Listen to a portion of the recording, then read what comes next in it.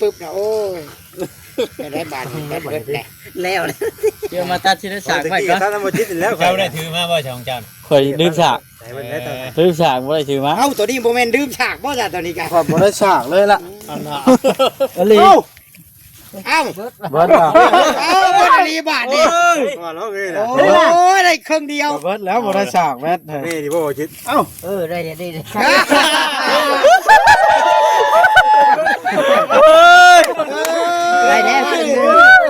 ด้มาดิ คือแล้วบาทนี่พอแล้วยังจงไว้น้อยๆอันนี้เลยพี่น้องมาได้ทุกคนดิยังเลยโอ้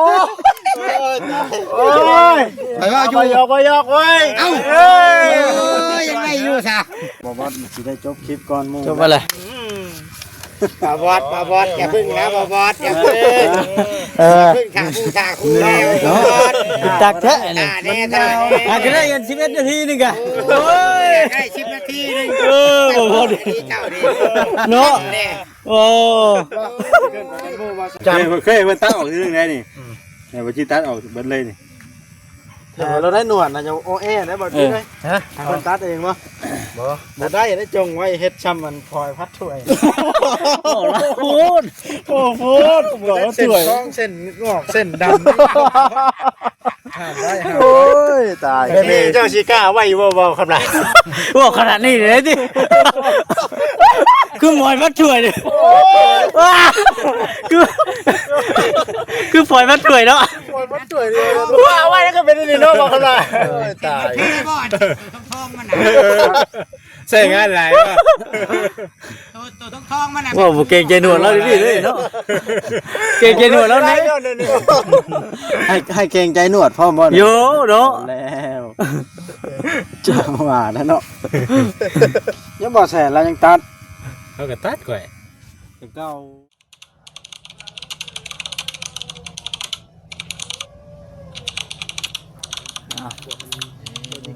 มาฮอดแล้ว ว่ากำลังว่าขอนเจ้าว่ะท้ากันแล้ว ลังว่าพื้นเจ้าเมื่อกี้นี่ กำลังว่าพื้นเจ้าเอาตรวจสอบผมดูหน่อยมันเป็นตัดหรือว่านี่ขออนุญาตกินมันมีจงบ่ยกขอกลงเลยหายลงด้วยบ่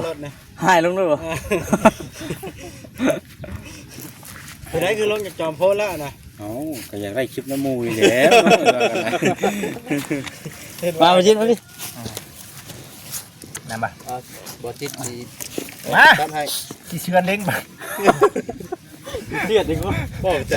ใจยากขึ้นเนาะ ลังเป็นยังวะ ตอนนี้ มันดูแล้วนี่พี่น้องเอ้ยเอาบัตรดิ แก้เสือบ่ โอเคแล้วเอาแกถุง แก้ข่อยกระปิว แล้ แล้ว ว ว่าไม่นะป้าไว้เด้อไม่นะ ก็เปลี่ยนเอาเสือพื้นไม้ไปแล้ว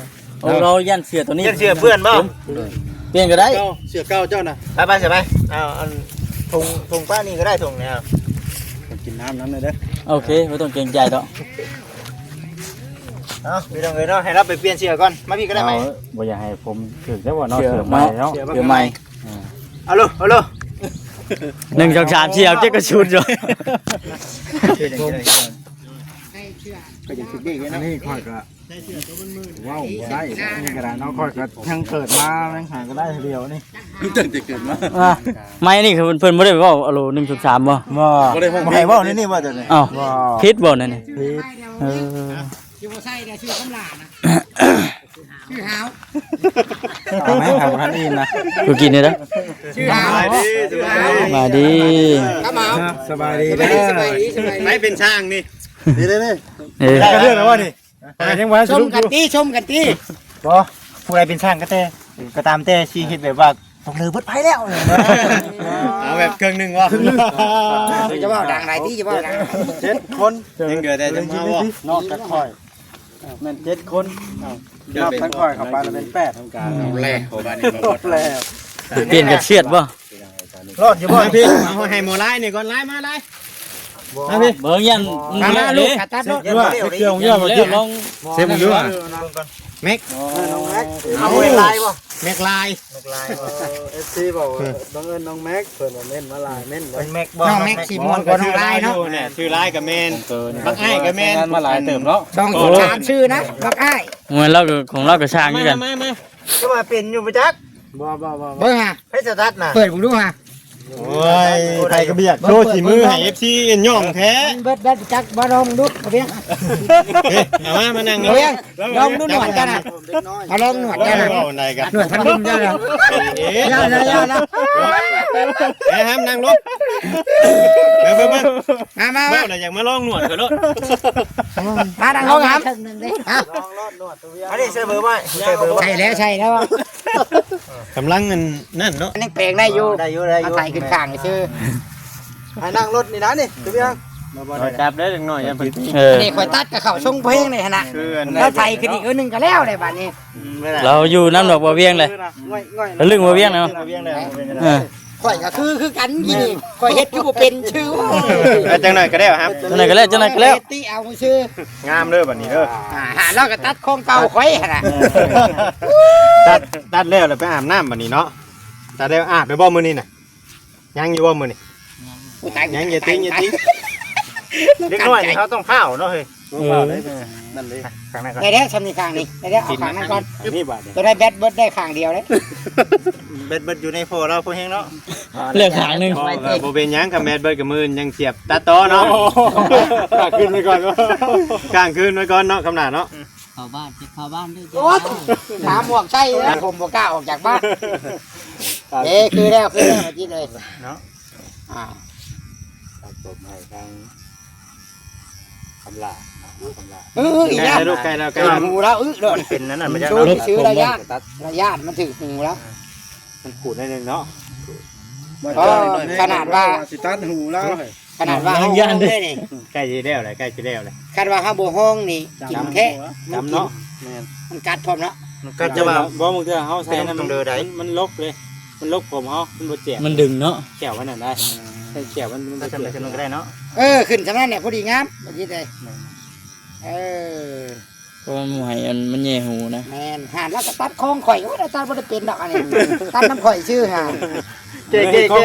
โอ้ยข่อยเฮ็ดคองไว้ให้แล้วอันนี้โอ้ย เชยว่า ปอแม็กเท่ดิบ่แม็กไปอาบน้ำไปบัดนี้ สมาร์ทปานยังบาดนี่ ตัดให้พ่อก่อนตัดให้พ่อได้จังไปอาบ มึงนี่ส่งแล้วก็ต้องเป็นสไตล์นี้นี่กันนี่ เอาบัดนี้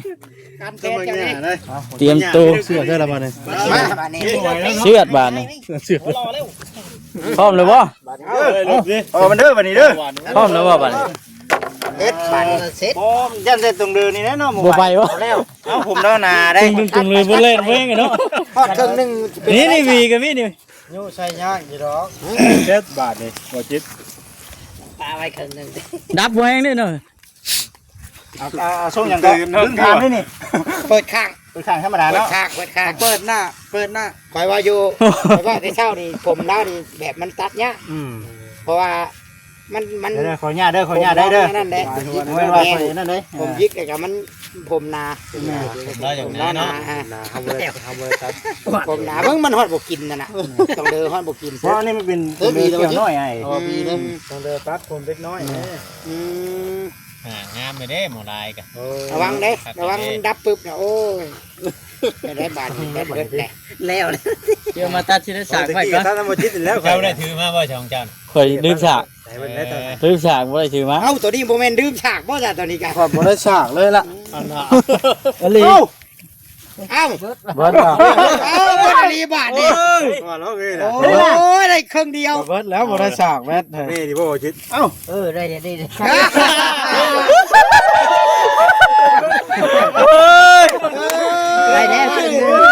เห็นได้บาดนี่ คือแล้วบาท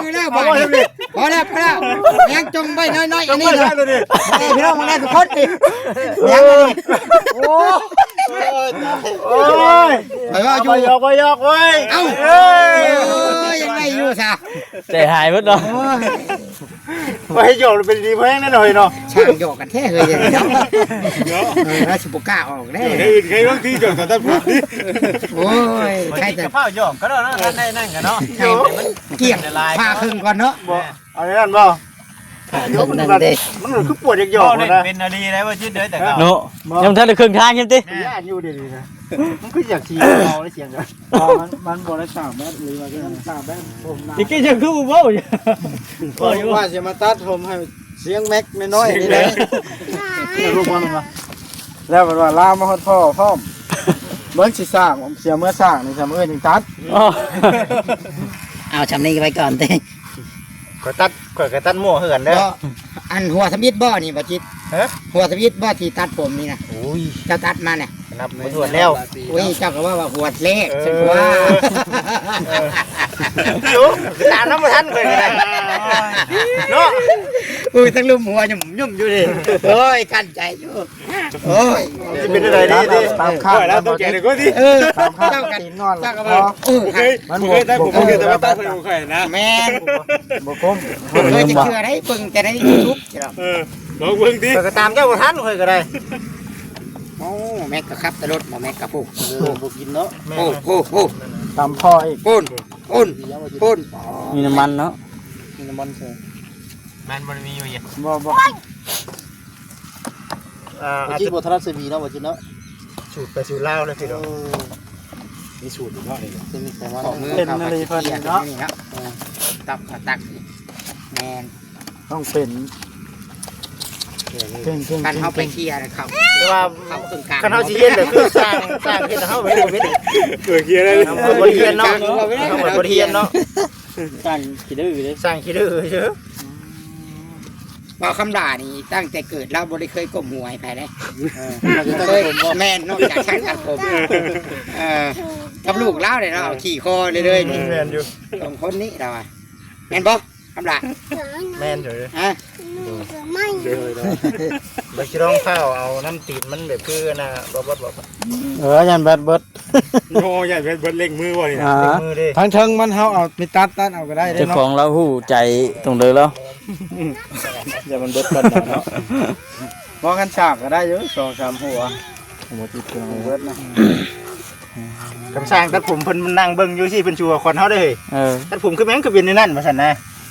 ใช่จะเป็นซื่อเด้อพี่น้องเด้อแล้วได้นี่เนาะ จะว่ารัดก่อนบ่นี่ บ่รัดก่อน ยันมีคนช่วงว่าคือตัดแบบนั้น แม่น งามบ่ เก่ง เอายังไปไหม ตกบ่ ตัดบ่ไปนะแม่เนี่ยหาบ้าน อ๋อจบคลิปดิ่งกูวะเนาะเบิ่งคลิปตัดผมวะคนกันนะ โอ้บ่ต้องใช้ล้างอีกบาทนะ เบิ่งปุ๊บ บ่แซนสิขึ้นลงไปเฮ็ดหยังอ่ะน่ะ คลิปก่อนลงคลิปก่อน โอ้ได้บทลงคลิปใหม่บ่น่ะบ่ไว้เอาเลย นี่แล้วใช่ โอ้ยยัน3ขีดได้บ่เวียง ฮะ ข่อยลงหั่น3คลิปเลยหั่น ขึ้ น่ะ นเทิงนี่ได้ แม่นพากันโต๊ะก็บ่บ่กินนี่ ต้องเห็นบัตรคิวได้บ่ะ ให้เราตอกหัวกันไดขึ้นเทิงเป็นยังจัง แล้วจังว่า จับบัตรคิวขึ้นไปบัตร เป็นห่างอยู่เทิงผู้ จับบัตรคิวได้ ต้องจับบัตรคิวเลยนี่บอสกับบอสจิตตกเลยทีหนึ่งนะญาติคิวกันเลยนะ ไปเฮ็ด ยากกันเนาะ ญาติคิวกัน ไปอยู่พุ่นไหนยังทีมาเฮ็ดห่างเฮ็ดหิ่งอยู่ ลืมไปเนาะแม่นอยู่บ่าวเวียง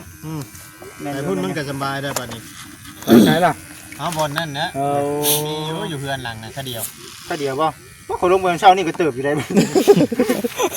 นาที9 นาทีแน่นอนลงเนาะ เช้าป่ายมันเป็นบางมื้อใช่ มันแต่ว่าบทผลที่ได้ 15จังได๋บ่ได้คลิปนึงเช้าเอาเลย โอ้โหมันยังรถมาใช้มาตำคานี่ เล่งเนาะครับต่ำเลยบ่ต่ำบ่จ้อยนี่ต่ำบ่จ้อยนี่ ลุงจ้อยสิล่ะ เด้อพี่น้องเด้อ ชี้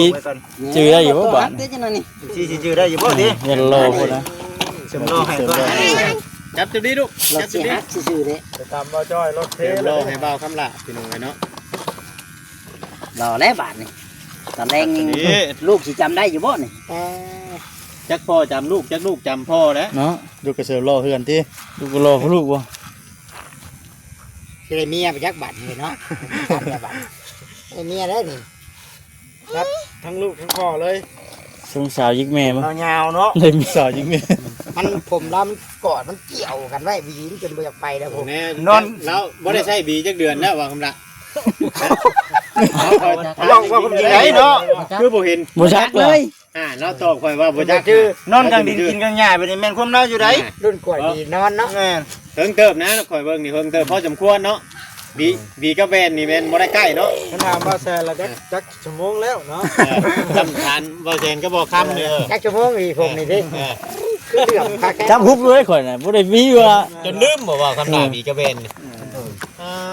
เพอจนจะตื่นมาเองบ่ได้กับเยืองแวนเนาะ บ่ข่อยบ่ได้มา2มื้อมาเบิ่งมื้อนี่ต่างโดได้เราก็ได้เก่าบ่เอามันก็ค่าทีมงานเฮาเนาะ มีหอยยิ้ม แม่น เบิกบานเข้ามาเนาะ แม่นต่างไดต่างอยู่แล้วละต่อให้บ่จ้อยหน่อยเด้อ บ่ดีแล้วเบดบัดสิเบิดเนาะบ่จอย บ่นำบ่จอยไว้ไง เราบ่กล้าเข้าบ้านเนาะบ่เลงนะ ซื้อหมวกกันน็อกมื้อแล้วนะ คำหลานอนนำมาคำด่า แร ดิ งนี่ให้อันบ่จอยนอนนำบ่นี่เอาผู้นี้ให้แล้วนอนนำบ่ลุงได้ให้นอนบ่ลุงฮะให้นอนบ่บัดลุงบัดให้นอนบ่จอยบ่ให้นอน บ่ให้นอนบ่จ้อยนะ บ่ให้นอน อันนั้นไปขับต่ำเล่าขับรถต่ำบ่จ้อยอยู่นี่ บ่อย่าคอยขับเด้อจะขับเองเด้อคอยขับเด้อมันสิเพเด้อมันเพบ่มีผู้ชื่อให้ได้บางแน่บางหญ้าเนาะ อย่าได้ดีเนาะ ว่านี่ลุงปิดให้ก็บ่แม่นง่ายเด้อมื้อนี้ก็เฮงยังเพิ่มขึ้น ยาวแล้วบ่ว่าสิได้จบคลิปก่อนหมู่ จบไปเลย บาบอสอย่าพึ่งนะบาบอสอย่าพึ่งพึ่งขาคู่ขาคู่แล้ว จักแท้นี่ แน่ตา อาจจะได้กัน11นาทีนึงกะ โอ้ยได้10 นาทีนึง บ่พอดี เจ้าดี เนาะโอ้ ต้องเว้าพร้อมกันนับ ย่านนะจังหน่อยบ่แซนสิตกบ่ไหม้ฮะ บ่ได้แล้วข่อยให้แค่10นาทีนึง อ่าน ก็บ่สเปกเวกเฮ้ยชื่อยังบ่ได้เลย ประชันตุซิดกสิกรจบ เดี๋ยวบ่ทันนะติ ประวัติข้าวน้ำตรงเด้อเพิ่นน่ะไปยันมันเบิดก้อนน่ะนะ ประวัติตุซิดนี่20 นาทีอย่างนี้ข่อยถ่ายมาจะพูดได้ข่อยน่ะย่างมาจะพูดได้เนาะให้ดีใจเนาะผมจงผมเนาะกะแล้วไปที่ยังบ่ ยัง ยังบ่ ยังบ่ทันเลิก ตัดถ่าบ่จิตก่อนถ่า ตัดแหวกทางกลางให้แล้วนี่ จิตก่อนถ่าช่างก่อนนะ ตัดแหวกทางกลาง เอามือนี่คบหน้าคบตากันถึงเก่าที่มือนี่ ผมคือเก่า เก่าเนาะจะพ่นลงไปเที่ยวอันเช็คของมาได้นี่เนาะ เป็นไหนน่ะ รอเว้ย รอว่า ทางได้ไปตัดใช่เนาะตัดเยื่องบ่ ต้องเด้อเลยอ้ายเอ้ย ผ่านมาพอดีเลย เพราะว่าเฮาไปสิกองกับกายพุ่นขึ้นไปอีก มัน ได้ ไปตอนน้ำยังโบราณตอนนี้ยังว่าโตนบึ้มจังน้ำบ่ ผมแต่ธรรมดามันแบบว่า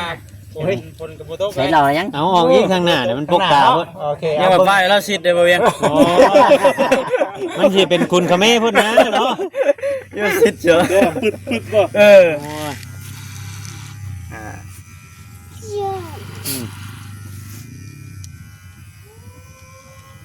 ยกมือไปพอแห้งอีกเนาะ งามบ่พอบัดนี้งามบ่ แม่นว่าพอข่อยบ่ได้เนาะ แม่นบ่พอเจ้าบัดนี้ จำบ่ได้นะบัดนี้นั่นจำบ่ได้บัดนี้ แม่นบ่โดยเดี๋ยวลุงถามนะโดยอยู่เด้อไปเอาอยู่ไหมพี่ ที่ต้องขึ้น จับดิคอยเฮ็ดจำเนินเพได้นี่ คอมันหัก บางทีคอมันสิฮักเลยนี่มันฮักแล้วโอ้ยบ่ได้ขี้ได้ อันนี้ ลุงบ่มาหาได้ขี้ดื้อเด้อเจ้าอย่าดื้อเด้อลุงมาใหม่เด้อ ทำเป็นชาเขานี่จวดแต่เดียว โอ้พอเดียวแล้ว โอ้นี่ก็รอแล้วนี่เอาจำเป็นแล้วจำนี่โคเก่งแล้วบัดนี้เนาะ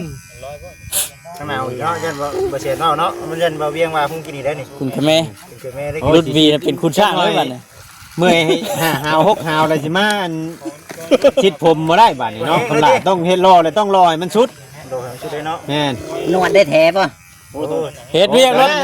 เฮ็ดเบิดนะ หน้าเซาะใส่เลยนะบัด เปลี่ยนนะบัดนี้น่ะ ใส่เลย เออ คิวตาต้องแท้ โอ้แม่อย่าแทคิวเลยเนาะ เขายันแต่ผู้สาวในบ้านนี่แล้ว จองโตเนาะ แม่น เราบ่เอาแล้วคำลูกชายเราบ่ฮอดใหญ่ เออ ดูแลตัวเองได้ แล้วสิขานอยู่บ่เอิ้นสิคำลาบันคนละคนเลยเด้นี่เออ จะต้องส่องแวนบางเด้อบัดนี้ นี่ตื่นเด้อยู่เนาะ ไปก็รอวันนั้นบ่นี่วะนี่ เพราะว่าของข้าเมกนี่แล้วคอยตัดแบบนี้พี่น้องแต่ว่าเฮาใส่จำนี่ทั้งเบ็ดเดียว กิโลกันหมู่เด้อเนาะ หากกัน11นาทีนี่ก็เอาลงไว้แท้ ตัดผมยังบ่ได้ใช่ไหมสรุปแล้ว ผมยังหมดแล้วสรุปแล้ว ไม่ได้พี่น้องเลยเนาะ เขาลบที่ว่าซ้ำเลยแล้วตัดผมบ่ได้กี่ได้ยักรอที่ว่ายักรอยังงามดิไปเฮ็ดหน้าปกปัดท่าตัดแล้วได้บาดนะกี่ตัวได้คือกี่ตัวก็ใช่น่ะตัวฮะก็แล้วตัวผู้บริโภคได้เจ้าน่ะบ่ได้ตัวได้ก็แล้วอี งามไว้บาด มัน นี้ จะมีภาพ งามเลยบาดนี้ คนละคนเลยเนาะ งาม โอ้รอแล้วบาทนี่ เจ้าเวกได้ว่าตอนเราแทนหนวดนี่ แค่เบื้องนึงเด้อหนวด จงไว้เบื้องหนึงติ มันจะแค่อีก เนาะแล้วก็รอได้เนาะ แล้วสิขานอยู่เอิ้นคำลานี่ย่านเราบ่คันเด้บัดนี้คำลาจังแล้วบ่อยู่ มันคนละคนเด้เอาในมึง ชื่อว่า โอ้จื้อ เปลี่ยนชื่อเด้หาว หาวอ่ะ ชื่อเขาหาว สายาเนาะ โมเมนต์มาอยากนอนในระว่าน่ะตั้งมันอยากหาว บ่คนเคยไปเฮ็ดเวียก แม่น อยู่นั่งอยู่ซื่อว่าง่วงมันหาวบาดนี่ หาวน อนดิมันนอนบ่ได้น่ะเอ้า เบา ไปเวียกเนาะเราบ่สิได้นั่งอยู่ซื่อ บ่จ้อยบ่เคยเฮ็ดเวียกบ่เห็นเราหาจักเทื่อ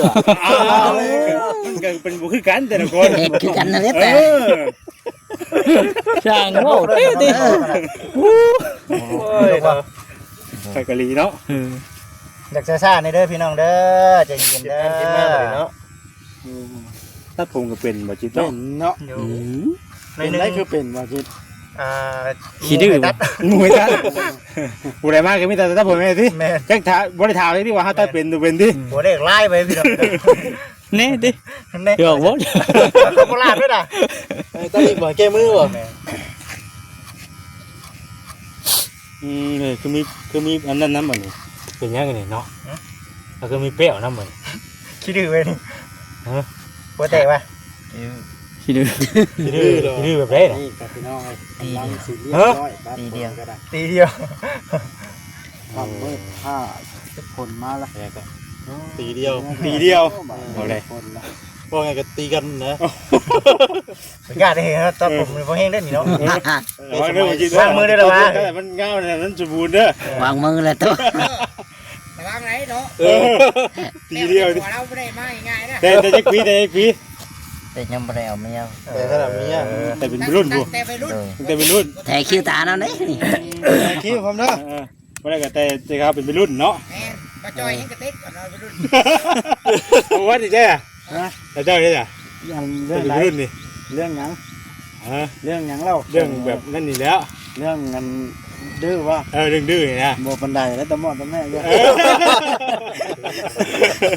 อะไรได้ ว่าเราก็ว่า ยี่เติมเรื่องเหงื่อเบิ่งติ โอ้เชื่อป่ะโอ้เชื่อ ว่าตะหมอดตะแม่จะแบบว่าเพื่อสิปากทำนั่นง่ายๆนะ ผมว่าได้ คนต่อคลิปช่องเลยบ่นี่ต่อคลิปช่องนะโอ้เนาะตัดผมชื่อก็ได้เนาะลึกแท้นี่เนาะ เอาคลิป แม่น คลิปละสิบ คลิปช่องอะไร คลิปละ10 นาทีเลยคุณเอานะ แทนนวดอีกคลิป3นะ แทนหนวดกระเทเบื้องราคากระที่กูได้ เป็นเปิดห้านได้แล้วอันนี้เนาะมีขายเครื่อง ของงบก่อนสิ ของงบก่อนเอาข้ามก็ได้กัน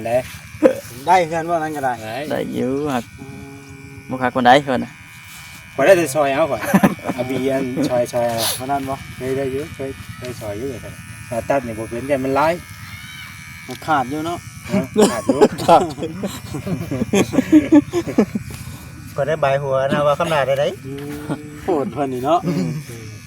ว่าแซนว่าคารีนี่ถึงบายเจ้าบายหัวเบิ่นบ่หรือยัง บ่จะดียังบ่จะได้ใบแล้ว ถ้าตัวจำบ่จิเด็ด เจ้าจะจำบ่ เคยมันตัดออกทีนึงได้นี่เนี่ยบ่จิตัดออกเบิดเลยนี่ เราได้หนวดนะจะโอเอได้บ่ดีเลย ฮะ เพิ่นตัดเองบ่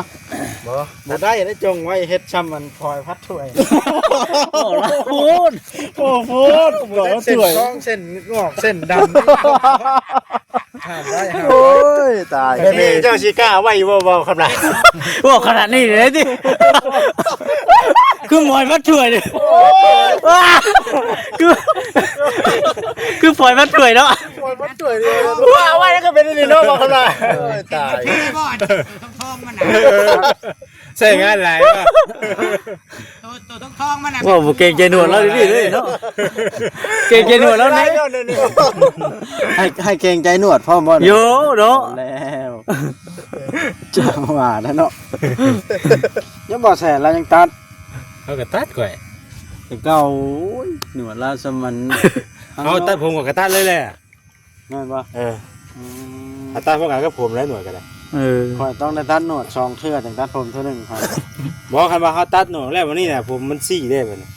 มันเขากันอันนี้เด้เวลามันโกนหน่อยวัดมันท่านี้มันยังซี่ชำราบอยู่บัดนี้แล้วบ่โกน ว่า แต่มันฝึกชื่อกันเลยบ่ มันสึกคือกันเลย มันจึง บ่ มันจึงบ่ตื่นกัน เอ ว่า อปกติก็โกนหน่วย